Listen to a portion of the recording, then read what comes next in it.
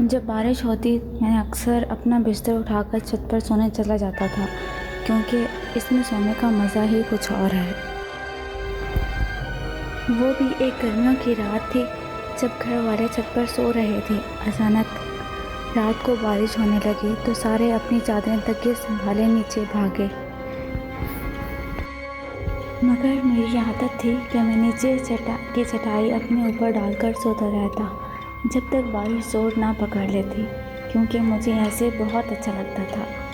اس رات بھی سارے گھر والے نیچے چلے گئے اور میں اکیلا چٹائی ڈالے سوتا رہا۔ غنودگی میں تھا کہ اچانک مجھے 2 بلیوں کی زور سے لڑنے کی آوازیں آئیں۔ لڑتے ہوئے ان کی آوازیں بہت بری لگ رہی تھیں۔ وہ لڑتے ہوئے چھت کی چہاردیواری پر دوڑ رہی تھیں اور آوازیں اتنی بھیانک تھیں کہ پوچھے مت۔ ان کی رونے کی آوازیں سن کر میں بے چینی میں جاگ گیا۔ پہلے سوچا کوئی جوتا اٹھا کر ان کو بھگا دوں، پھر سوچا کہ میں اندھیرے میں جوتا کہاں ڈھونڈوں گا۔ تھوڑی دیر بعد خود ہی لڑ کر تھک جائیں گی تو چلی جائیں گی۔ اچانک خاموش ہو گئیں۔ میں دوبارہ غنودگی میں چلا گیا۔ تبھی ایک بلی کی زوردار چیخ میری چارپائی کے عین نیچے سے آئی اور میں اچھل پڑا۔ میں نے چارپائی کے نیچے جھانکا مگر وہاں کچھ نہیں تھا۔ ادھر ادھر نظر دوڑائی مگر وہاں کوئی بھی نہیں تھا۔ میں نے سوچا کہ شاید میرے اٹھتے ہی اس نے ساتھ والے گھر میں چھلانگ مار دی ہو۔ میں نے جوتا اپنے پاس رکھ لیا کہ اب اگر آئے تو اس کو نہیں چھوڑوں گا۔ میں دوبارہ لیٹ گیا اور خود کو پرسکون کرتے کرتے تھوڑی دیر بعد دوبارہ نیند میں چلا گیا۔ آنکھ تب کھلی جب بلی کے گھرانے کی آواز میں نے اپنی چارپائی کی سیدھی طرف محسوس کی۔ اس کی گھراہٹ پوری چھت پر پھیل رہی تھی۔ میں نے آہستہ آہستہ اپنا ہاتھ جوتے کی طرف بڑھایا اور اس کو مارنے کے لیے اٹھا۔ دیکھا تو وہاں کچھ بھی نہیں تھا، لیکن وہ گھراہٹ اب مجھے اپنی بائیں طرف سے آ رہی تھی۔ میں اچانک بائیں طرف پلٹا تو وہی آواز مجھے دائیں طرف سے آنے لگی۔ اب وہ آواز کبھی دائیں طرف کبھی بائیں طرف سے آنے لگی۔ کبھی دور ہو جاتی تو آواز آتی اور کبھی قریب سے آنے لگ جاتی۔ اچانک شدید خوف میرے بدن میں دوڑ گیا۔ میری پنڈلیاں اور پیر سن ہو گئے۔ مجھے لگا کچھ گڑبڑ ہے۔ اچانک میں نے دیکھا کہ ایک سیاہ بلی دیوار پر بیٹھی سرخ آنکھوں سے مجھے گھور رہی تھی۔ اس کی آنکھیں انگاروں کی طرح دہک رہی تھیں۔ میں کانپتے ہوئے اسے دیکھ رہا تھا۔ اتنی ہمت نہیں تھی کہ میں بھاگ کھڑا ہوں۔ پھر وہ اچانک بڑی ہونے لگی اور میرے دیکھتے ہی دیکھتے وہ بکرے جتنی بڑی ہو گئی اور ایسی نظر آ رہی تھی جیسے کالا چیتا ہو، کیونکہ وہ بالکل سیاہ بلی تھی۔ پھر اچانک اس نے ایسی پوزیشن لی جیسے وہ دیوار پر سے مجھ پر چھلانگ لگانے والی ہو۔ میرے منہ سے ایک زوردار چیخ نکلی۔ میں ایک ہی چھلانگ میں نیچے اترا اور سیڑھیوں کی طرف بڑھنے لگا۔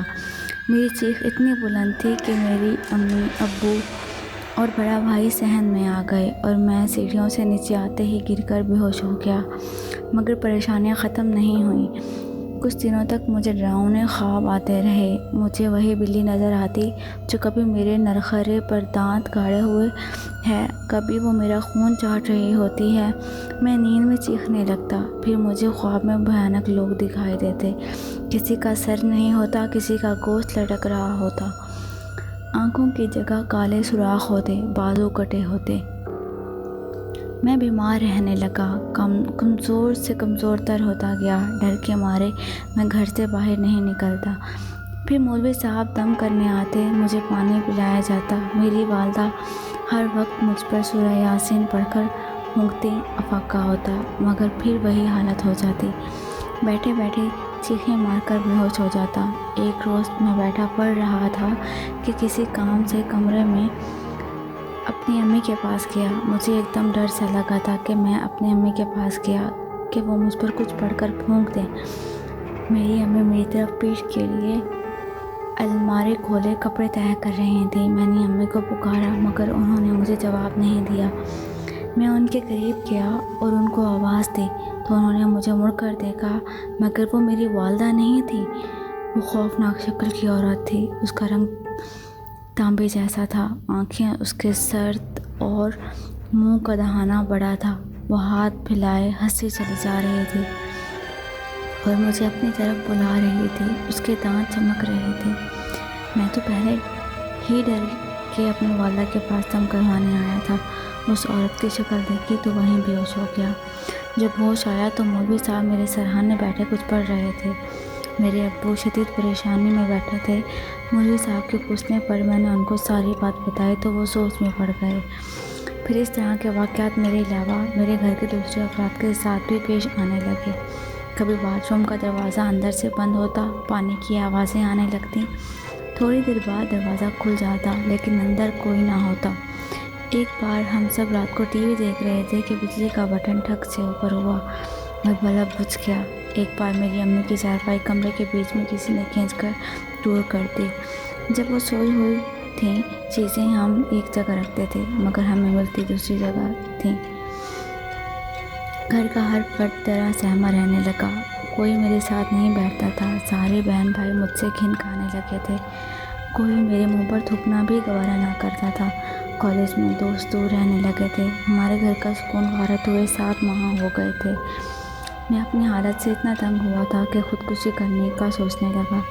ایک روز ہمارے مولوی صاحب اپنے ساتھ ایک بزرگ کو لے آئے اور بتایا کہ یہ میرے مرشد ہیں۔ وہ بزرگ سفید کپڑوں میں تھے، سفید عمامہ تھا، چہرے پر سفید داڑھی تھی اور ماتھا ایسے چمک رہا تھا جیسے روشنی پھوٹ رہی ہو۔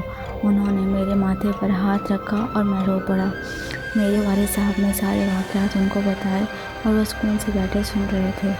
ان کے ہونٹوں پر ایسے مسکراہٹ تھی اور اتنا سکون تھا اور چہرے پر اتنا نور تھا کہ دل کرتا تھا کہ ان کو دیکھتے ہی رہیں۔ انہوں نے میرے والد صاحب کے ساتھ سارے کمروں کا جائزہ لیا، چھت پر جا کر ایک ایک کونا دیکھا اور ساتھ والوں کی چھت دیکھی۔ ہمارے گھر میں محلے کی عورتوں کا رش لگ گیا جو ان سے پانی دم کروانے آ گئے اور وہ میرے قریب آ کر بیٹھ گئے۔ انہوں نے اپنے دائیں پیر کا انگوٹھا میرے ماتھے کے درمیان میں رکھا اور اپنی آنکھیں بند کر کے کچھ پڑھنے لگے۔